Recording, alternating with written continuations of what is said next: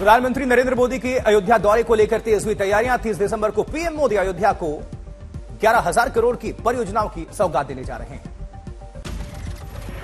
महर्षि वाल्मीकि अयोध्या धाम के नाम से जाना जाएगा रामनगरी का एयरपोर्ट। नागर शैली में तैयार एयरपोर्ट में दिखेगी श्री राम कथा की झलक। अयोध्या धाम रेलवे स्टेशन का भी 30 दिसंबर को पीएम मोदी करने वाले हैं उद्घाटन। 2 नई अमृत भारत और 6 वंदे भारत ट्रेन को दिखाएंगे हरी झंडी। उद्घाटन से पहले रंग बिरंगी रोशनी से जगमग अयोध्या धाम रेलवे स्टेशन। राम मंदिर के तर्ज पर बनाया गया है नया रेलवे स्टेशन। आज अयोध्या पहुंच रहे हैं मुख्यमंत्री योगी। तैयारियों का लेंगे जायजा। कल कोहरे की वजह से टल गया था सीएम योगी का दौरा। सीएम योगी दोपहर करीब 2 बजे पहुंचेंगे अयोध्या। हनुमानगढ़ी में करेंगे पूजा पाठ, बाद में अधिकारियों के साथ करेंगे बैठक। राम जन्मभूमि तीर्थ क्षेत्र की आज होने वाली बैठक में रामलला की मूर्ति का होगा चयन। 3 कलाकारों की बनाई मूर्तियों पर ट्रस्टी करेंगे वोटिंग। अयोध्या में साज सज्जा की खास तैयारी। डिजाइनर गुलाब भी हुए रामनामी। एक गुजराती युगल ने गुलाब के फूलों की पंखुड़ियों पर उकेरे राम के चित्र और भी कई तरह की पेंटिंग्स। अयोध्या में प्राण प्रतिष्ठा की तैयारियों के बीच मुरादाबाद में बढ़ा मूर्तियों का कारोबार। राम सीता की ब्रास की मूर्तियों की डिमांड बढ़ गई है। लखनऊ बनेगा देश का पहला एआई सिटी। योगी आदित्यनाथ की सरकार ने शुरू की प्रक्रिया। दिल्ली में आज भी जारी रहेगी जेडीयू पदाधिकारियों की बैठक। कुछ देर में होगी राष्ट्रीय कार्यकारिणी की बैठक। शाम 3:30 बजे जेडीयू की राष्ट्रीय परिषद की बैठक होनी है।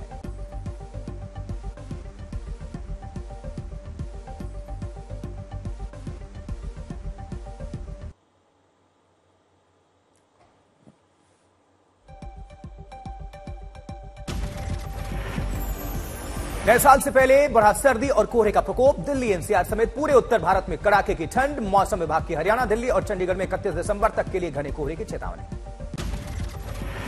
दिल्ली एनसीआर में लगातार गिर रहा है पारा। 8.4 डिग्री दर्ज किया गया न्यूनतम तापमान। हवाई और रेल सेवा समेत यातायात पर असर पड़ा है।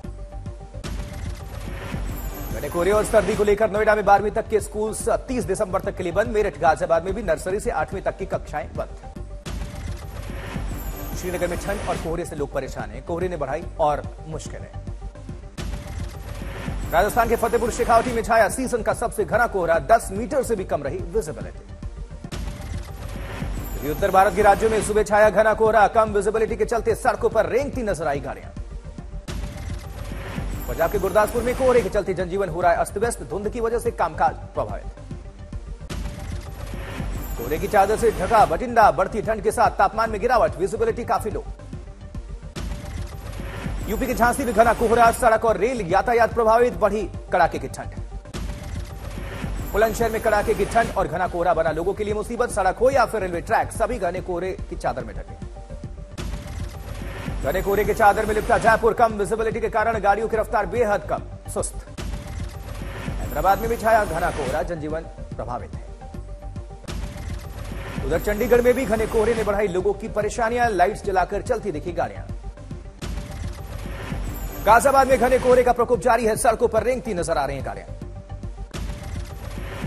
मेरठ में घने कोहरे से बढ़ी लोगों की मुश्किलें। विजिबिलिटी कम होने से लोगों को सफर करने में हो रही है परेशानी।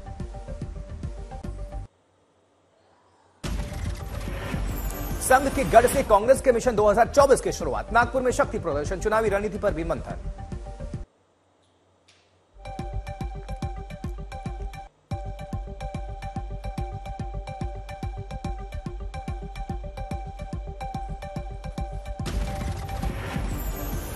उधर जैसा कि आपको जानकारी दे रहे हैं, संघ के गढ़ में कांग्रेस के मिशन 2024 की शुरुआत हो चुकी है। नागपुर में शक्ति प्रदर्शन हुआ है। चुनावी रणनीति पर मंथन भी हुआ है। इस रैली में राहुल ने बीजेपी और आरएसएस पर बोला धावा। कहा देश में 2 विचारधाराओं की लड़ाई है। हर संस्थान पर संघ और सरकार का कब्जा। नागपुर में बोले मल्लिकार्जुन खड़गे, हम कुछ राज्यों में चुनाव हारे हैं लेकिन हौसला नहीं हारे। कांग्रेस की रैली में कन्हैया कुमार ने भरी हुंकार। बोले नागपुर को संघ भूमि नहीं बनने देंगे। मिशन 2024 का शंखनाद। चुनावी रणनीति और इंडिया गठबंधन के दलों के साथ सीट शेयरिंग पर मंथन, लेकिन सोनिया और प्रियंका मौजूद नहीं रहे। 30 और 31 दिसंबर को कोलकाता में रहेंगे संघ प्रमुख मोहन भागवत। पूर्व सीबीआई अधिकारी और पूर्व टीएमसी मंत्री उपेंद्र बिस्वास से करेंगे मुलाकात। यूपी की तरह राजस्थान में भी भजनलाल सरकार का फैसला। जयपुर में गोगामेडी हत्याकांड में आरोपी रोहित राठौड़ के ठिकाने पर चला बुलडोजर। ममता बनर्जी ने फिर साधा बीजेपी पर निशाना, बोली बीजेपी सीएए पर लोगों को गुमराह कर रही, राजनीतिक लाभ के लिए कर रही इस्तेमाल।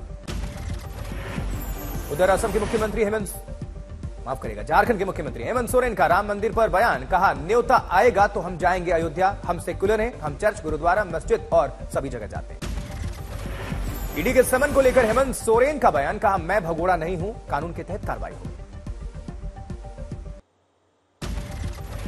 महाराष्ट्र के बारामती में एनसीपी सांसद सुप्रिया सुले का अंतरंगी अवतार, क्रिकेट मैदान में बैटिंग करती नजर आई सुप्रिया सुले। कोटा दौरे पर लोकसभा अध्यक्ष ओम बिरला, विकास कार्यों का जायजा लिया। असम के माजुली में पूर्वोत्तर संत मणिकंचन सम्मेलन का आयोजन हुआ, कार्यक्रम में संघ प्रमुख मोहन भागवत और बतौर मुख्य अतिथि शामिल हुए। पश्चिम बंगाल के पूर्व वर्धमान में महिलाओं ने अवैध शराब बिक्री के खिलाफ खोला मोर्चा, जनरल स्टोर पर अवैध तरीके से बिक रही थी शराब। जेएनयू कैंपस की दीवारों पर एक बार फिर से हेट स्पीच लिखा गया, रीबिल्ड बाबरी मस्जिद और उसके नीचे एनएसयूआई का नाम लिखा हुआ मिला। देश में कोरोना के नए सब वेरिएंट के अब तक कुल 157 मरीज मिले हैं और जगह जगह से केसेस आ रहे हैं। महाराष्ट्र के नांदेड़ में कोरोना ने दस्तक दी है, कोरोना के 2 मरीज पॉजिटिव पाए गए हैं। ओडिशा में कोरोना के 3 और मरीज मिल चुके हैं, राज्य में अब कुल 8 केसेस हैं। क्योंकि दिल्ली के एलएनजेपी अस्पताल पहुंचे दिल्ली के स्वास्थ्य मंत्री सौरभ भारद्वाज, बढ़ते कोविड-19 मामलों के बीच अस्पताल का दौरा किया। दिल्ली के स्वास्थ्य मंत्री सौरभ भारद्वाज ने कहा कोरोना के लिए स्पेशल आईसीयू बनाया गया है, सरकार ने अपनी तैयारी पूरी की है। नए साल से पहले लोगों को केंद्र सरकार दे सकती है तोहफा, पेट्रोल और डीजल की कीमतों में 4 रुपए से लेकर 10 रुपए तक की कटौती हो सकती है। गणतंत्र दिवस के दिन ट्रैक्टर परेड निकालने की तैयारी कर रहा है एसकेएम, देश भर के 500 जिलों में होगा आयोजन। नोएडा को मिलेगी नई मेट्रो की सौगात, एनएमआरसी ने मंजूरी दी है, कई सेक्टर से होकर गुजरेगा नया रूट। गुजरात में कार मैन्युफैक्चरिंग प्लांट लगाएगी टेस्ला, जनवरी 2024 में वाइब्रेंट गुजरात समिट में होगा ऐलान। फर्स्ट क्राई में अपनी पूरी हिस्सेदारी बेचेंगे रतन टाटा, आईपीओ लाने की तैयारी में कंपनी सेबी के पास फाइल किए गए draft papers. Autonomous driving technology के साथ आएगी शाओमी SU7, फुल चार्ज होने पर 800 किलोमीटर रेंज का दावा है। सत्या नडेला बने CEO of the year, open AI के सीईओ सैम ऑल्टमैन और चेस के सीईओ जेमी डिमोन को छोड़ दिया पीछे। भारत जीपीटी लेकर आएगी रिलायंस जियो, आईटी बॉम्बे के साथ मिलकर कर रही है डेवलप।